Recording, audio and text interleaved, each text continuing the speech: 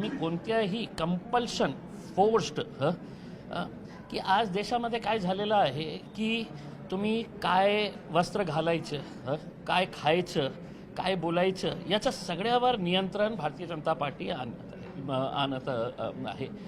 त्यांचा टार्गेट जे आहे ते स्पष्ट आहे, हिंदू आणि हिंदू राष्ट्र. आता तुम्हाला हिंदू राष्ट्र पाहिजे असेल तर सगळ्यांना हिंदू आपण कशा एकत्र करता येते आणि भाषेचा आधार घेऊन त्यांना मराठी नको पाहिजे, मग हिंदीच पाहिजे. मग कोण स्वीकारणार असा प्रकारचा त्यांचा जे दृष्टिकोन आहे. मला अभिमान आहे मराठीचा, पण तुम्ही आता सक्ती करणार माझ्यावर की नाही तुम्ही आता हिंदी तुम्हाला घ्यावं लागणार आहे, मराठी नाही आहे, ते कोणीही स्वीकारणार नाही.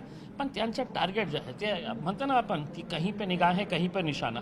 आपल्याला वाटत असेल की हे फक्त लँग्वेजसाठी आहे की हिंदी असं असायला पाहिजे, पण त्यांचं जे एजेंडा आहे ते स्पष्ट आहे, हिंदू राष्ट्र.